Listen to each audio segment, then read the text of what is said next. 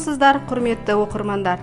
Іле аудандық кітапханасы назарларыңызға облыстық үздік кітап көрмелері 2022 байқауы аясында ұйымдастырылған Ұлы дала, мәңгілік ел, тұлғалар атты кең көлемді кітап көрмесіне библиографиялық шолуды ұсынады. Көрмеміздің алғашқы бөлімі қазақтың халық жазушысы, драматург, сыншы Ғабит Мүсіреповке арналған.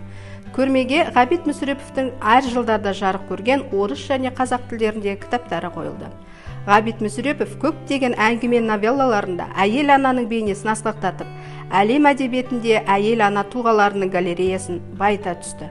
Сондай туындыларының бірі Ұлпан романы. Ұлпан романы 2003 жылы Алматы қаласы Атамұра баспасынан жарық көрген.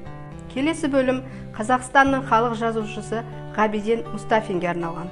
Көрмеге жазушының әр жылдарда жарық көрген қазақ және орыс тілдеріндегі әдебиеттермен қатар Ғабиден Мұстафин жайлы әдебиеттер қойылды. Ғабиден Мұстафин кейіпкерлері өз еңбектерімен тарихи табыстарға жеткен жандар. Жазушы шығармаларында олардың қажырлы рухын, биік мақсаты мен арманын, мағыналы ғұмырын паш етеді. Сондай туындыларының бірі «Миллионер повесі». Алматы қаласынан көркем әдебиет баспасынан 1957 жылы жарық көрген. Көрмеміздің екінші бөлімі Қазақстанның халық жазушысы, Ұлы Отан соғысының ардагері Әзілхан Нұршайықов пен жазушы драматург Сафуан Шаймерденовтың 100 жылдығына арналады. Әзілхан Нұршайықовтың оқырмандарға етене жақын «Махаббат қызық мол жылдар» романы мен «Ақиқат пен аңыз» роман диалогы жазушы шығармашылығының шырқау биігі саналады. «Ақиқат пен аңыз» кітабы 1978 жылы Алматы қаласынан жазушы баспасынан жарық көрген. Келесі бөлім қазақтың көрнекті жазушысы, қазақ әдебиетінің сыншысы, драматург Сафуан Шаймерденовке арналған. Жазушының жеке шығармалары қырғыз, татар, башқұрт, өзбек, саха, тәжік, украин, белорус тілдерінде жарық көрген.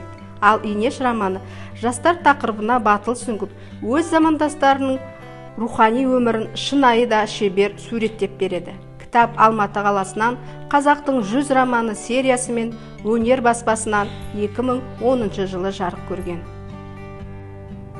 Көрмеміздің 3-ші бөлімі жазушы, қоғам қайраткері Шерхан Мұртазаның 90 жылдығына арналған. Өз шығармаларында қаламгер халықтың күнделікті тұрмыс тіршілігін, әдет-ғұрпын, әр алуан адамдардың мінезін, іс-әрекетін, табиғат көрінісін көркем бейнелейді. Шерхан Мұртазаның сондай шығармаларының бірі «Ай мен Айша» романы. «Ай мен Айша» романында жазушы өз өмірінен сыр шертеді.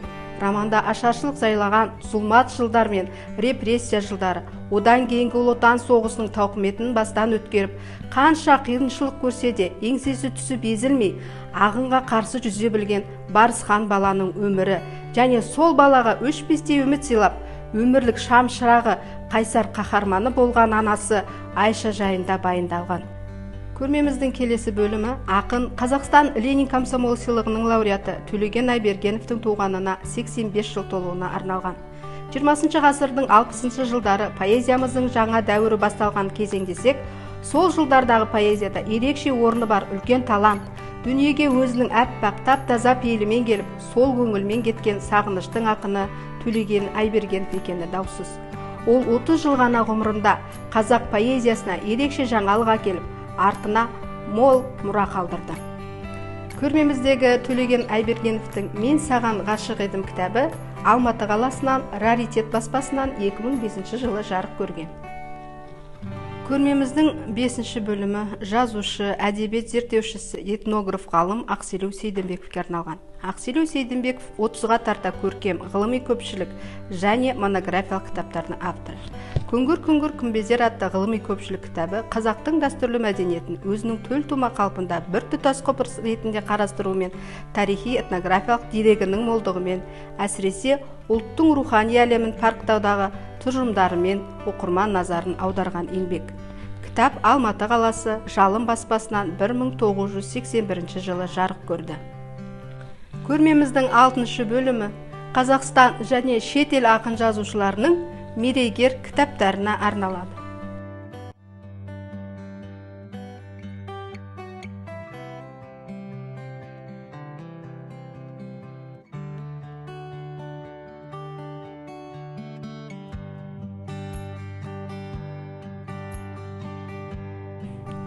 Көрмедегі мерейтой иелерінің кітаптары, басқа да әдебиеттердің электронды нұсқасын QR-код арқылы жүктеп, немесе кітапханамыздағы электронды кітаптың көмегімен оқи аласыздар.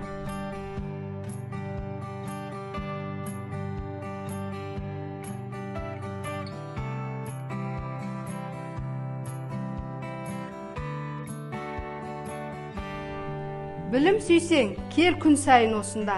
Кітап сенің айналады досыңа. Талаптансаң үйренуге құмартып. Кел оқырман, ізденейік қосыла.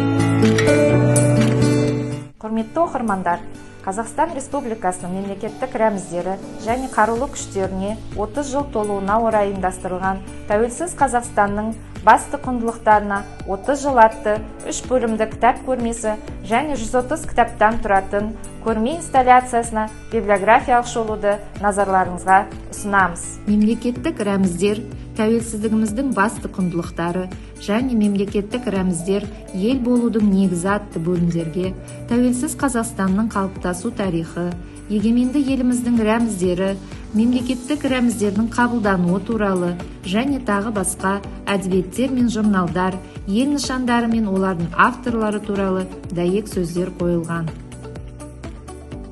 Атап айтсақ, 2005 жылы Алматы қаласы экономика баспасынан шыққан Ербол Шаймерденовтың «Ел таным» кітабы.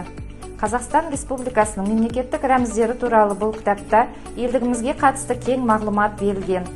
Бұл терең интеллектуалдық еңбек студенттер мен оқушыларға, педагогтарға, жүрегі елім деп соққан барша оқырман қауымға арналады. Сонымен қатар, 2015 жылы Алматы қаласы Золотая книга баспасынан қазақ, орыс және ағылшын тілдерінде жарық көрген Ербол Шаймерденовтың «Ел нышандары» туралы Қазақстан Республикасының мемлекеттік рәміздері мен тәуелсіздік нышандары атты кітабы және де тағы басқа әдебиеттер қойылды.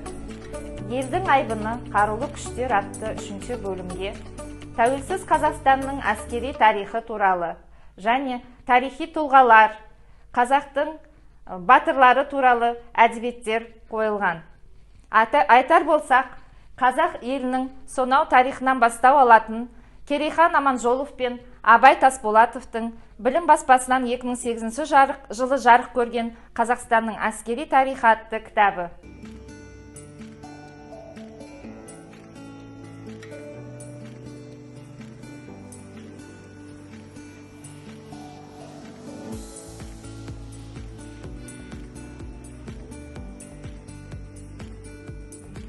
Тәуелсіз Қазақстанның басты құндылықтары туралы әдебиеттерді кітапхана қорынан келіп оқи аласыздар. Келіңіздер, көріңіздер, оқыңыздар.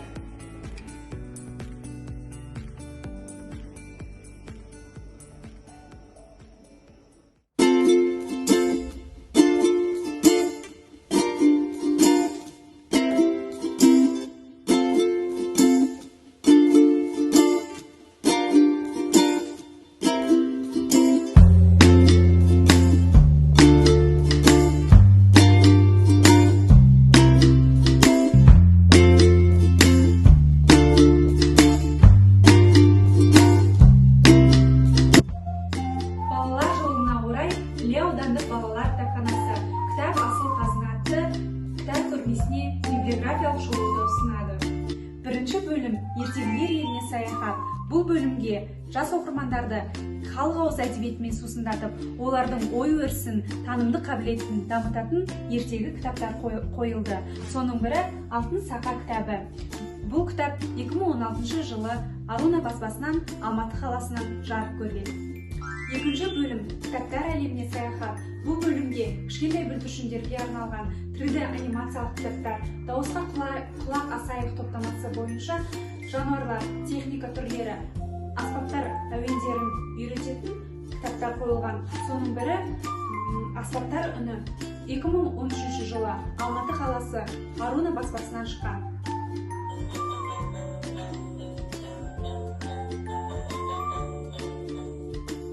Үшінші бөлімде жас оқырмандардың жазғы демалыс оқуларына арналған орыс тіліндегі ең үздік кітаптар және де фантастикалық кітаптар қойылды.